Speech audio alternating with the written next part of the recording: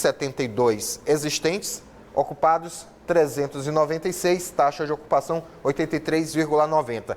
Tanto em casos de leitos de UTI como leitos clínicos exclusivos para a Covid-19 nas demais regiões, a taxa de ocupação teve uma leve queda. Isso por conta de quê? Porque foram entregues novos leitos, tanto clínicos como de UTI, em alguns municípios do interior do estado. Por isso que há essa queda na taxa de ocupação, apesar de mais leitos terem sido ocupados. Ontem, por exemplo, tínhamos 142 leitos de UTI ocupados. Temos agora 146. Mesmo assim, a taxa caiu porque passamos a ter 180 leitos de UTI exclusivos à Covid-19 nas demais regiões do estado. Agora vamos falar da evolução da doença aqui no estado do Maranhão dia a dia, pegando os últimos 15 dias. Você percebe, né, uma variação das datas, mas sempre temos 2 dias, especificamente nos últimos tempos, que os números caem bastante. Por exemplo, no dia 7 e 8, os números caíram ali para abaixo de 1.000. E aí teve uma oscilação para cima e novamente tivemos uma queda nos últimos 2 dias. Percebam, 991 no domingo e na segunda-feira 742 dias. Os últimos 5 dias, percebam aqui, há uma variação de casos, mas sempre bem abaixo dos dados registrados bem aqui, ó. Percebam que a variação aqui tem sido com dados bem mais altos. Já deste outro lado, eu vou virar novamente para cá, a variação dos últimos 5 dias, percebam, bem abaixo do que estava aqui desse outro lado. E vai em queda nos últimos 5 dias. Percebam a escadinha bem aqui, ó. Caiu de 2.100 para 1.900, 1.200, 900, chegamos à casa dos 700. Quem sabe amanhã eu chego aqui no Boletim Guará para falar que chegamos à casa dos 600 ou 500, mostrando essa situação. Agora vamos ver como é que está a situação dos municípios. Está aqui o mapa. Temos aqui no mapa, são 4, 6, os 9 municípios com mais casos de Covid-19. São os municípios que estão com mais de 1.000 casos dentro do estado do Maranhão. São Luís tem mais de 12.000 casos, são 12.040 casos em São Luís. Imperatriz, 3.057. Santa Inês, 2.934. Açailândia, 1.987. Um número muito emblemático para os flamenguistas, 1987, Zedoca, 1767, Codó, 1591, Chapadinha, 1499, Bacabal, 1215 e Barra do Corda, com 1033 casos, bem aqui Barra do Corda, aqui Bacabal, aqui Codó, fechando os municípios que têm mais de 1.000 casos. A partir do 10º, estão abaixo de 1.000, mas acima de 500 casos. Que é o caso de Buriticupu, Timon, Santa Helena, onde teve aquela manifestação patética.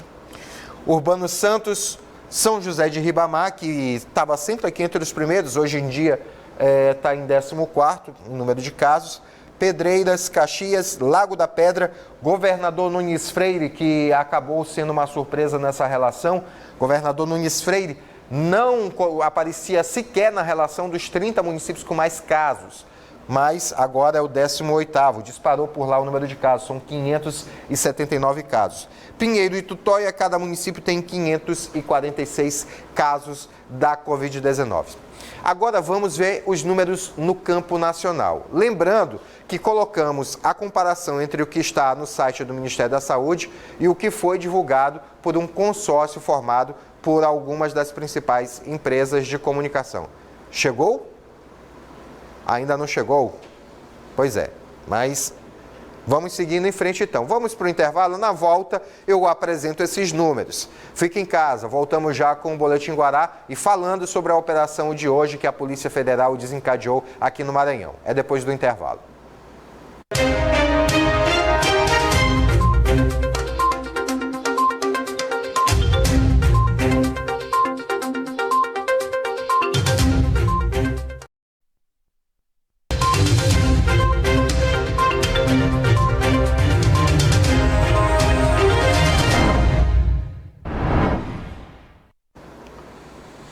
De volta ao Boletim Guará. Olha, pessoal, agora nesse momento difícil que a gente mais precisa é encontrar um jeito de gastar menos. Por isso, quero falar da tarifa social baixa renda. Um programa que dá desconto de até 65% na conta de energia. E com a nova medida provisória do governo, o desconto chega a 100% para o consumo de até 220 kWh mês. Mas atenção, esse desconto de 100% só vale entre 1º de abril e 30 de junho. Valores de impostos, taxas e parcelamento serão cobrados normalmente. Então, a hora de se cadastrar é agora.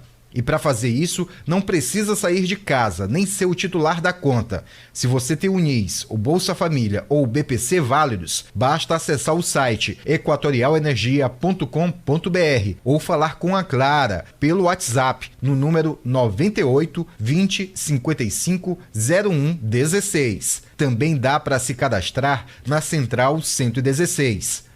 Se sua conta já é cadastrada, não se preocupe. Automaticamente você já terá o benefício sem precisar fazer nada. Tarifa social baixa renda é menos tarifa e mais social.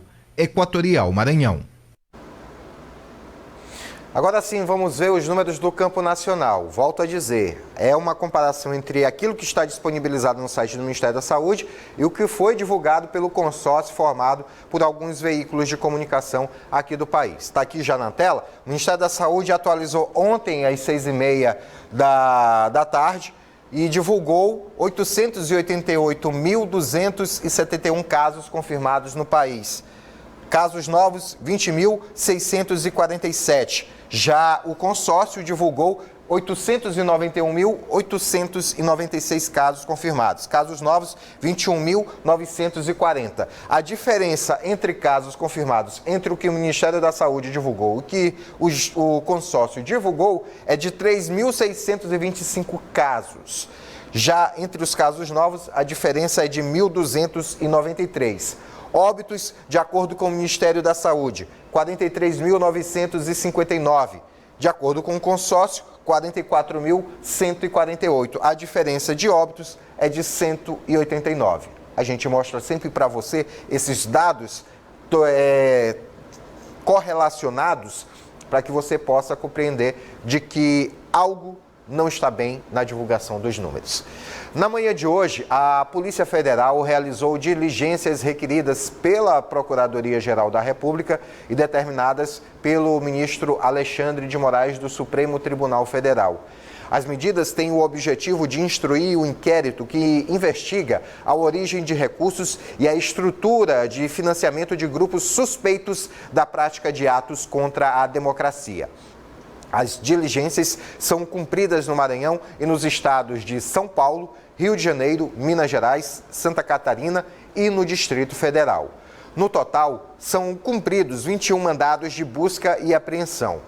Na semana passada, a Polícia Federal já tinha deflagrado outra operação no Maranhão. A Operação Cobiça Fatal estava apurando organização criminosa que atuava em fraudes em licitações. As investigações foram iniciadas para verificar possíveis desvios de recursos públicos federais que seriam usados no enfrentamento do coronavírus em São Luís, também em outros municípios aqui do estado do Maranhão. Falando nisso, o secretário continua no cargo? Os 6 shoppings da região metropolitana de São Luís reabriram após quase 80 dias fechados. Fomos conferir como foi a reabertura e ver de perto se os protocolos de higienização e distanciamento social estavam funcionando nos locais que costumam ter grandes concentrações de pessoas. Foram quase 80 dias fechados e muitos lojistas aguardavam a volta dos trabalhos. Os consumidores também. Mas para que tudo fosse feito de maneira correta, uma série de medidas foram tomadas pelo setor. Na entrada, os seguranças medem a temperatura de cada cliente e se alguém apresentar 37 graus ou algum sintoma de gripe ou resfriado, é aconselhado a voltar para casa. Além do termômetro tradicional, aqui neste shopping de São Luís foi inserido este aparelho, que mede a temperatura corporal do cliente. Também na entrada, o cliente também recebe o álcool em gel de um funcionário. Mas se ele quiser passear aqui pelo shopping, tem que obedecer várias regras, principalmente seguir essas setas aqui, que indicam o distanciamento social. E esse celular que não sai da mão dos seguranças é justamente para controlar o número de pessoas. Afinal, os shoppings só podem receber 30% da capacidade. A gente vem trabalhando aí enquanto o shopping estava fechado para garantir que esse momento a gente esteja atendendo 100% das solicitações que o governo e que o decreto nos exige. Mas nem tudo está funcionando como antigamente. A praça de alimentação continua fechada e só deve reabrir no dia 29 deste mês. Já os cinemas e parques para criançada vão continuar fechados por tempo indeterminado. Em vários cantos, o álcool em gel foi colocado, os telefones públicos foram isolados e uma pia com sensor digital também foi instalada. A Ana usou e aprovou as medidas. Fico mais segura, sabendo que tem toda essa medida de proteção para a gente. O comércio no shopping perdeu datas importantes para o faturamento, como a Páscoa, Dia das Mães e o Dia dos Namorados. Os lojistas esperam gradualmente recuperar os prejuízos e entendem que o momento exige que os cuidados sejam redobrados. Eu acredito que o comércio ele precisa de uma chance, né, para conseguir se adequar ao novo cenário. E hoje estamos abertos para o público, 100% preparados para atender da melhor forma. Uma hora tudo vai normalizar, o comércio vai poder funcionar de boa, até porque tem gente que já está desesperada em não poder estar ali na praça de alimentação, derrubando aquelas torres, né, e tal.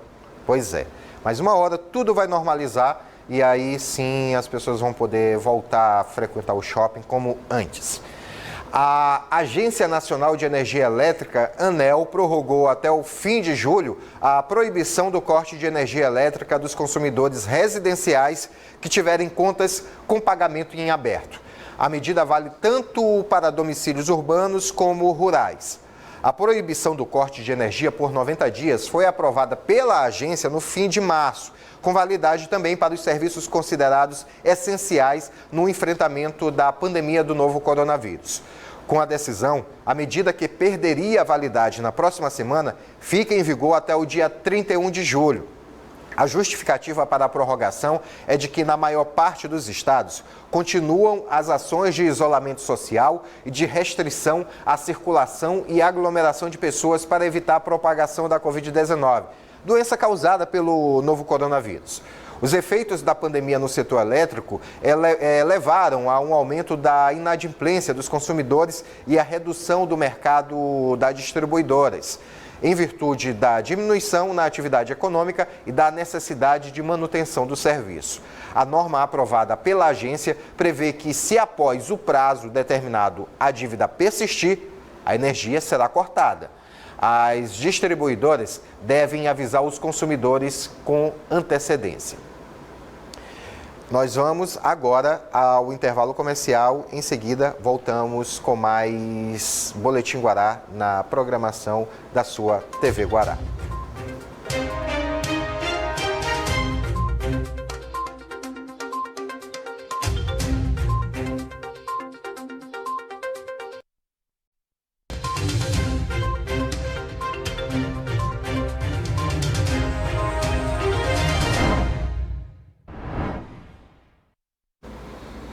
De volta ao Boletim Guará. Caso você tenha perdido alguma informação aqui, acesse nosso canal no YouTube. Lá você confere todas as nossas reportagens, assim como no nosso site www.portalguará.com. As principais notícias do Maranhão e do mundo você confere no portalguará.com. Já sabem, a novidade que está no ar é a Rádio Guará, uma nova proposta de se fazer entretenimento e jornalismo, um veículo que veio para mudar o conceito de rádio existente no Maranhão. Todas as tribos em uma só conexão. Todos os ritmos para todos os gostos. Vem aí a Rádio Guará. Música e informação sem alienação. E agora, dentro do Boletim Guará, a gente faz comunicação direta com Laércio Júnior, falando sobre esporte. Laércio, você conhece o Marcos André de Souza Mendonça? Pois é, o Marcos apareceu bem, né? Pois é, o Marcos é pouco conhecido aqui no Maranhão, mas na Espanha ele é destaque no Mirandés, clube que disputa a La Liga 2, que é referente à segunda divisão da Espanha. No último fim de semana, o Marcos André só marcou esse gol aí, ó. Coloca na tela o gol do Marcos André, esse gol bem aí, que deu a vitória do time do Marcos sobre o Numancia, aos 82 minutos, quase no finzinho do jogo. Olha o que ele fez. Comentários, Laércio, a respeito do que o Marcos, esse feito do Marcos, repete esse gol de novo para a gente poder olhar com mais calma. O detalhe é mais um que brota e sai, né? Ele surgiu no Botafogo no Sobradinho, que já foi filial do Botafogo lá no Distrito Federal, e de lá saiu. Sim. Hoje está na Espanha, está buscando lugar ao sol, é bom avisar. É a La Liga 2, né, que não é nem perto daqui a primeira divisão, mas já está tendo uma boa oportunidade, enfrenta equipes como Real Madrid B, Barcelona B, enfim, Sim. com boa possibilidade, inclusive, de ser visto por esses clubes, mas é outro talento maranhense que brota, né? Tá aqui a ficha técnica dele. A ficha técnica completa. É o Marcos Maranhão, apelido, 23 anos, natural lá de Coroatá, e é atacante, né? Alto, 1,84, e está lá no Mirandés da Espanha. Uma boa sorte para ele e vamos torcer para que ele possa daqui a pouco estar jogando na primeira divisão ou em outra grande liga da Europa. Agora, só fazer uma pergunta aqui. Por que todo jogador que sai aqui do Maranhão, eles querem identificar como Maranhão? É Jefferson Maranhão, é não sei quem Maranhão. Às vezes é falta de personalidade do próprio jogador. Quase o Márcio Araújo virava Márcio Maranhão, Márcio né? Maranhão. Às vezes é personalidade do próprio jogador. Por exemplo, tem um jogador aqui chamado Juruna. Você lembra do Juruna? Sim, lembro. Aí depois ele volta para cá jogando como Luiz Maranhão. Juruna é um apelido legal. Pois foi reconhecido como isso. Ele foi de encontro até a origem dele. Luiz tem 1000, o Juruna só tinha ele. Pois é. Ficaria conhecido no Brasil inteiro como Juruna, mas preferiu mudar para Luiz Maranhão. Acho que essa mudança foi quando ele foi para o Americana de São Paulo, que ele fez essa mudança. Pro Rio Branco, aí depois rodou o interior de São Paulo, jogou em outras equipes. O Toro, por exemplo, que virou Pires depois. Ele foi campeão brasileiro pelo Atlético Paranaense. Aqui no Mota era Toro, né? Até pelo porte físico. Lá mudou para Pires. Esse aí mudou para o melhor. Mas Juruna, acredito que dava para ter permanecido, né? Acaba acontecendo isso. E até uma forma, às vezes tem outro Marcos lá. Sim. Porque Marcos é um nome que vários espanhóis e portugueses têm, além dos brasileiros. Pode ser que tenha alguém com o mesmo nome lá e para diferenciar, colocaram Marcos Maranhão, mas tá indo bem, boa sorte para ele e o futebol rolando. E você viu sem público, né? Na La Liga 2. Sem público lá na La Liga. Tá rolando vai ter um problema judicial, porque ontem à noite aconteceu uma reunião na Federação do Rio de Janeiro, já traçando os planos de futuro. Por quê? Que eu estou tocando nisso. Aqui, o Maranhão está tendo cautela. A situação de São Luís pode analisar.